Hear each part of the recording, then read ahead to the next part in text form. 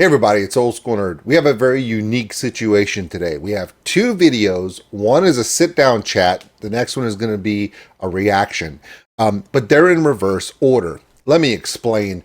Live on Twitch, I did a reaction to Ruins, the live performance from Wacken from Lord of the Lost, and I really enjoyed it on a lot of levels. And you're going to see that reaction after my little chat with Pi, a member of Lord of the Lost, and we talk about how this album came about, the interesting story behind the performance at Wacken, and what makes this album very special for them.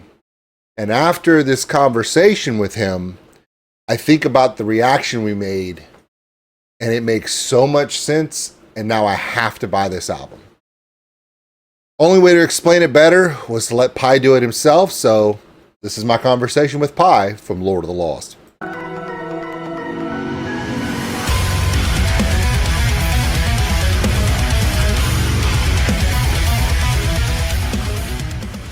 Hey everybody, my name is Old School Nerd. I am joined by Pi, one of the most amazing bands as far as creativity, both in the video realm. We all know about the crazy videos, but we're going to talk today about how good you guys are live. How are you today? I'm very good, thank you. Welcome I'm in. very warm as well. It's very warm in here. It's kind of summer in Germany. Okay, what's the temperature there? I don't know. And I don't know what it's in Fahrenheit. Oh, it won't matter. I'll do the conversions for us because I'm good like that. But would you say it's in the upper 20s? Yeah. Okay, so right now we're about 33 Celsius here. I live in South Louisiana. It's always a swamp and it's always hot. And you are hotter than me. we don't have a winter here. It's weird. We cut grass in February. It's a weird life. That sounds like a weird life. Yeah. It is a weird life. It's like the opposite of being Finnish. All right. I'm very wet. So now that we've gotten the small talk about the weather out of the way, Lord of the Lost. What a crazy last few years you guys have had. Yeah. Yeah. You know, and highs, lows, more highs, and as a band, how hard is it to come up with all these crazy ideas? Because you guys are known for having there's themes, and then there's theming, and there's something about German metal bands, and they just go. How do you keep it fresh like that? I think I mean with ideas, the good thing is with ideas you don't really have to force them. Otherwise it wouldn't be an idea. Ideas just come. Like inspiration just comes from somewhere. If you have to force it, you can make a plan and everything. Yes, sure. So I actually don't really know with ideas where they're coming from and how we do that. However, what I do know is that we always make it the main thing to listen to what we want to do. And I just actually said that in another interview that that the outside pressure now with things being like very, very, yeah, on the upwards trend with like having a #1 record in Germany and playing shows with Iron Maiden and Eurovision and the Wacken Live thing. Those are all great things and people expect great things from us now. But it's okay if their expectations and our expectations from ourselves differ. And if we meet ours, then we're good to go. So, yeah. Solid. All right, so here's my thought on some of the things you just said, and this is different for me because I got into metal right around COVID. Back into metal. I grew up classic metal. When you say open for Iron Maiden or open for, I was like, yeah, I remember them when I was a kid, and they're still going strong. But I got back into metal right in the start of COVID, and I got enamored with not only that classic German technique and that perfection that Germans do both in music and pretty much everything that they put their mind to, but how creatively unlimited the German culture is, not only in music, but like in performances of music. Like right now, as a person in America, to really get involved in that European metal scene takes a little bit of work. You got to search. It's not just going to pop up around the corner here because we're kind of shielded culturally. But right now, when I talk to people that are metalheads and I ask them, who are the three biggest German idea storytelling? When you click that button and the music video comes up and you're like, you're either going to hide it from your mom or show the world, right? Mhm. It's, of course, the OGs or Rammstein. And then Sure. in the last 2 years, in 3 years or so, it's Lord of the Lost and Electric Callboy. All three are very unique. All three of them German. All three of them, what are rules? So, have you ever made a video or said we're going to do a concept on this song, and you guys as the group go, maybe we shouldn't do that? Have you ever had that happen? I have to think. No, not Good. really. Good. It's always this the basic idea that we're having. It's almost always, if we not instantly think like, oh no, it's a shit idea. But usually we think about the bigger picture and are like, yeah, let's just follow that idea and see where it takes us. If it's shit, it's shit. But usually we try to follow through with it. And of course, in the process, there are some things where we're like, no, we can't do that. um, but the overall thing is that we are pretty free in what we're doing. Free's a good word, and free's the best word. I mean, with all the judgment and all the critique and all the vitriol that gets fed back to everybody. I mean, just look at my comment section. Um, it's nice to be able to say, I'm not really concerned what the world's going to tell me, whether they like it or hate it, but it's coming from here and it's coming from here, and I'm not going to hold it back. Let's see what we can create. And you guys have really been blessed to have people that share that vision. So when you make these music videos, they are something really unique in stylization, but also in storytelling. And people get lost in these videos like, oh, did you see the video? And people have to remember, but did you hear that song? And sometimes the videos can be so bombastic and they're so shareable because they're so shocking or funny or thought provoking that sometimes you forget and stop for a second and close your eyes, or just go on your streaming service and listen to the song and realize, okay, the song is also telling as good of a tale as what you're seeing with your eyes. And you guys do that really, really well. Thank you. That says something about music videos still being very relevant and important, because they're in the recent years, I felt like that a lot of people were like, yeah, music videos aren't that important anymore because they are obviously consumed through YouTube mostly on a phone. So you won't see the expensive 8K camera on your phone or whatever, and how much you paid for that video and all the production and stuff. However, if it's a great video, it acts sort of like a business card. It is. Um, and for us, one of our videos was a business card for Iron that we unknowingly gave to Iron Maiden, for Steve Harris, to Steve Harris for that matter. And it was a tough video to shoot and was expensive, and it's this video where we are in like the Wadden Sea, and we for Black Halo, if people want to look it up. It was the worst video to shoot because it was cold.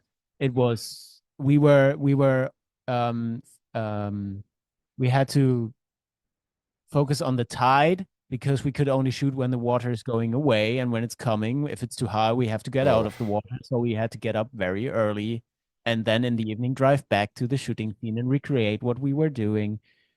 And we were shooting for 3 days. It was not summer. no. It, not summer in Germany means like Cold. 10 degrees Celsius, whatever that is. So yeah, it was worth it though. And It Yeah. looked like from a visual standpoint, it's amazing that bands that have the opportunity and the ability to do all this stuff CGI or have it created on a computer, the bands that go through all the effort to get into the water, like do it naturally, it says a lot to the creative process and to your determination. My suggestion on the next time is go, can we do this down in Barbados, maybe Jamaica? Can we not? Can we find something more tropical and do it maybe, I don't know, in July?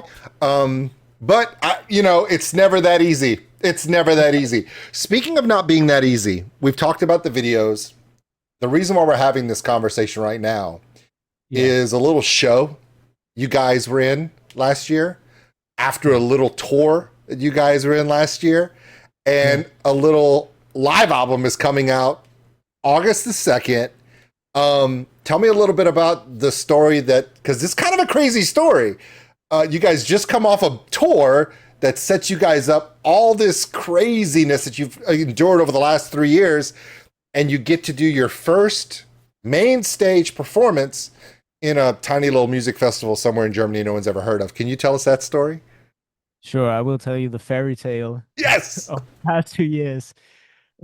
It all started when we actually in 2019 we got a call. Our booking agent got a call from the booking agent, or a mail, I should say, from Iron Maiden, asking if we would have time. After checking for 5 times, that's not a spam mail. Um, we got that deal done, and we were all very shocked, and we're like, what the fuck is happening? We are going on tour in 2020. Then a little virus came, and we didn't go on tour in 2020. We also didn't go on tour in 21. However, in 22 we went on our first Maiden tour, through Europe, through, I think, 16 countries, 18 shows, stadiums and arenas, which I still have yet to process fully. That means it was good. However, was it was wonderful. I mean, the shows, the people, Maiden, their crew, everything was super great. It was just something. If you were like, this term, like, never meet your idols, is not true with that tour. It was really, really great. And we were able to do that again in 23. What we also did in 23 was a small band contest called Eurovision Song Never heard of Contest. that. Never heard of it. I live in America. I don't know what that is. I know, it was a side project. Waterloo. No, I'm sorry. Yeah, Go ahead. Never exactly. mind. Wow. I Yeah, went we back did for that that. one. We did that after having a #1 album in Germany. Um, and then after Eurovision, we went back on tour with Maiden, and we ended that tour with Maiden in London, only to fly back to Germany to play this small festival that you were talking about called Just like a Wacken. couple people in a bar someplace in some tiny town. It is a very tiny town. It is. We have the same thing here, but not with music. Wacken is such a small village. It swells to ridiculous sizes. They light cows' heads on fire. But here where we are, there's a small town called Bro Bridge. It has like 10,000 people live in this tiny town. But we have a festival here that almost 500,000 people go to every May. So this little town, when everybody leaves, is just ruined, and they do it every year. Like, they're addicted to it. So I get the whole concept. So you finally go to Wacken, but you play main stage. Yes, we played main stage, which was funny because we played the last show. I said that in London with Maiden, only to meet them back at Wacken because they were headlining, and we were playing after them, deadlining, as we call it. Mm-hmm.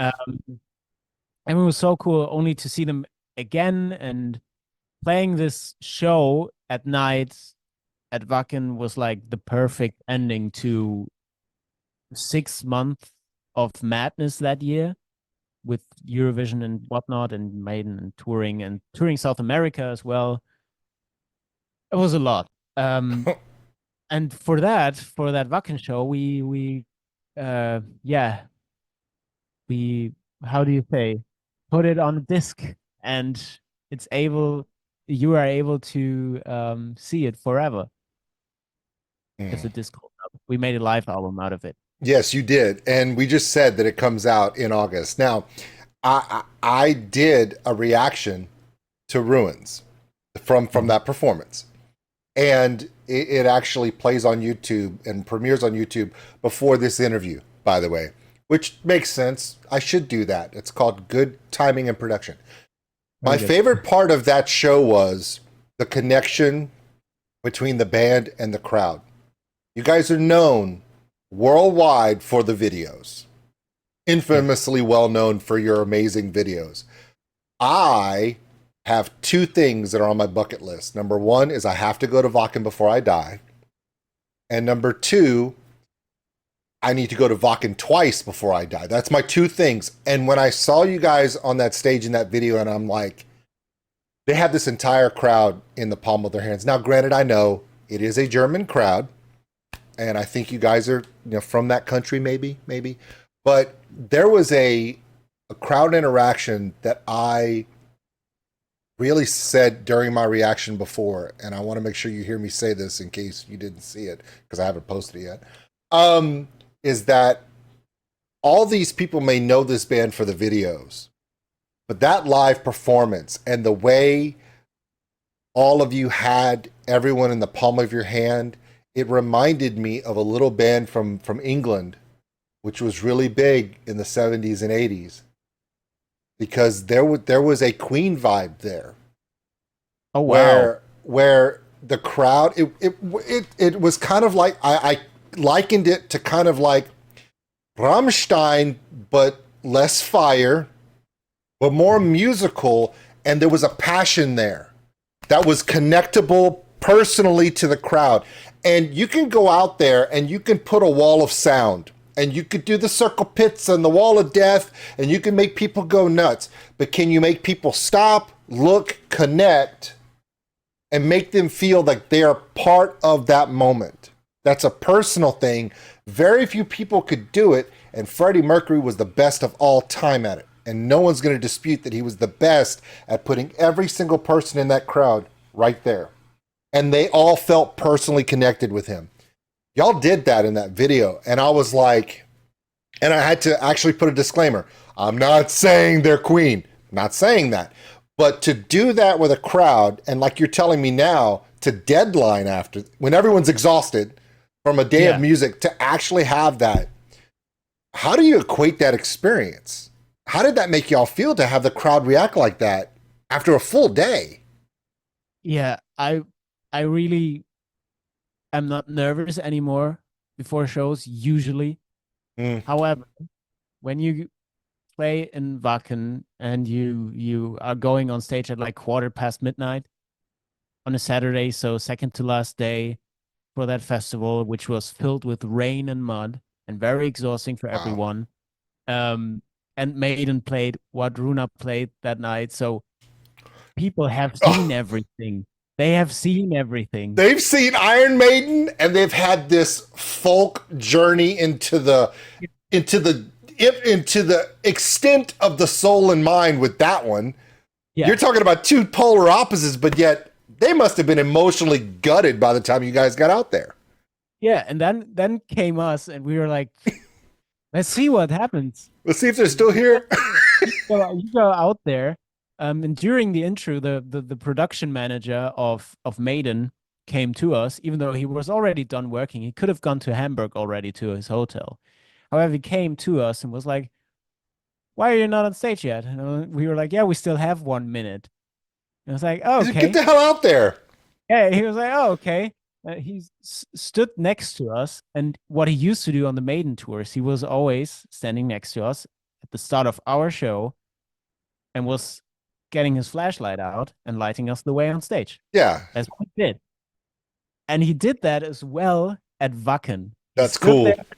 In his joggers, beer in his hand, with his flashlight, was like, "Go on, boys." And we were like, this is the sweetest thing ever. And that is, you will see on the live album, the intro is not called intro. It's called Lighting the Way. Nice. Brings up the title. Well, because you of know what? He showed you the respect that he didn't have to do. That's OG respect. That is yeah, old he school didn't have to do respect.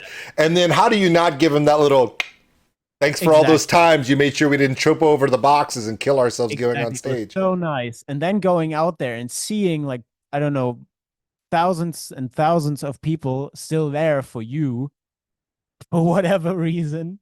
And then to connect. And then everyone connect. find that second, third, fourth wind.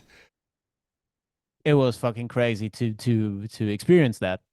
And then now be able to look back at it and actually enjoy it fully and take your time as well, because on stage you're kind of busy playing as well and you can't always take it all in. I'm But so glad you told me that story now, because now the live album means way more than it already did. It was already big, but now that you realize the setup of that day, at what time of day that happened, and everything that went into it to have those moments.